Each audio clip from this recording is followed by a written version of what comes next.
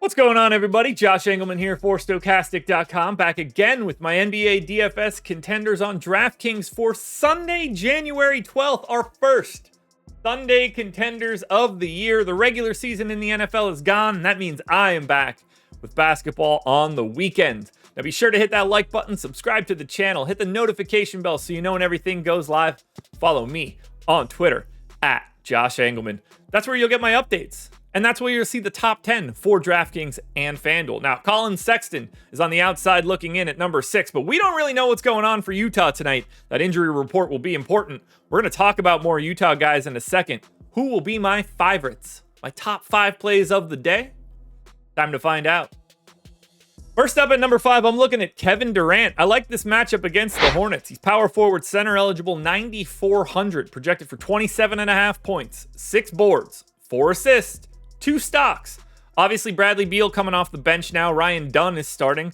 Nurk just on the bench now. Mason Plumlee starting. So they brought down the starting lineup usage quite a bit. That's a benefit to Durant, and it's a benefit to Devin Booker. And any matchup against Charlotte is probably going to look good. And it won't even take a monster day out of Durant, especially on this 6-gamer. So if you could pay up for him, do it. Do I like a different pay-up option? Yeah, we'll talk about him in a bit. To get to these pay-up options, you're going to need some value, and the first guy I'm looking at is Micah Potter. Now, maybe this looks different once we get the Utah injury report. Maybe he's not going to play the 25 minutes I gave him. We'll see. I'll project this a little bit differently. This is why you'll want my updates. But in 25 minutes, he's the flat 3K. Minimum salary, power forward, center. 7.5 points, 6 boards, an assist and a half, and a stock. Look, if he's playing north of 20 minutes with power forward center eligibility against the Brooklyn Nets, he is going to look like a value play. And he's going to help you pay up for Kevin Durant. And he's going to help you pay up for my number 1 guy. Now, I'm assuming that he is starting today. We're going to need that information because if it's not him, it could be Filipowski. We're getting value from Utah no matter what. But right now, I'm assuming Potter is one of those guys. One of, if not the most popular guys on today's slate is going to be Cole Anthony. Now, the matchup is awful. It's slow, low total. But Cole Anthony's playing 30 minutes or so, starting at the point. They're leaving him in there. He's point guard, shooting guard eligible, 5,700, projected for 17 points, 5 boards, 5 assists, and a steal. He's already projected for massive ownership. I completely agree with it. He got more minutes than I was expecting last time out, which makes me think these minutes are here to stay. He's a really good per minute scorer for what we need here. I think there's upside over 30 minutes if this game is competitive. He has Paolo back to soften him a little bit. Now, Billy is more worried about Paolo Banchero and less worried about Cole Anthony. When Banchero was gone, then Cole Anthony was the main event, and that's a pretty terrible main event. But now, slotted into a slightly better role, I'd argue he looks even better. And you've got great positional flexibility and a really reasonable salary. So we're going straight back to Cole Anthony, and if you're playing cash games, he's one of the primary options.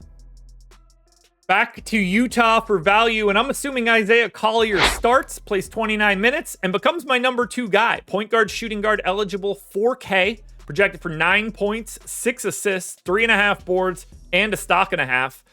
I'm assuming there's no Keontae George. I'm assuming there's no Jordan Clarkson. There's no Lauri Markkanen. There's no John Collins. I feel like I'm even missing somebody else here. Potentially no Bryce Sensabaugh.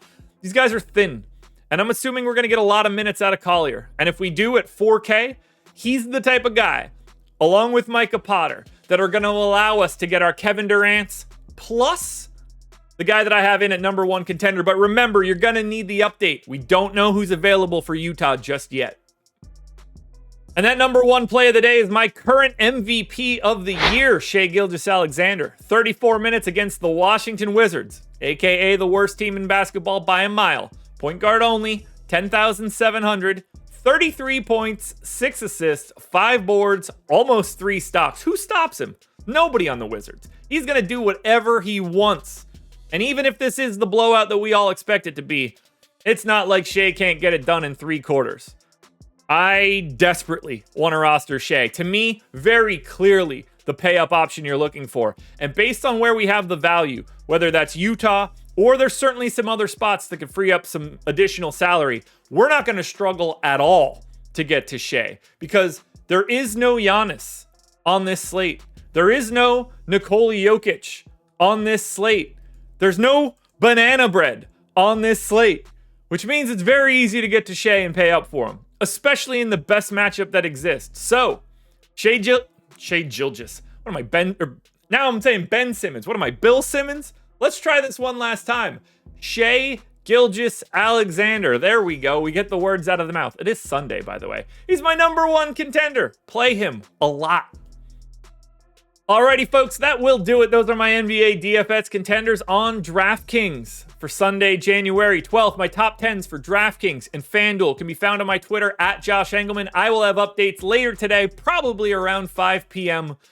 I hope you guys are interested. Happy to be doing this on a Sunday, and I'll be right back here again tomorrow morning, Monday morning, for another edition of the Contenders.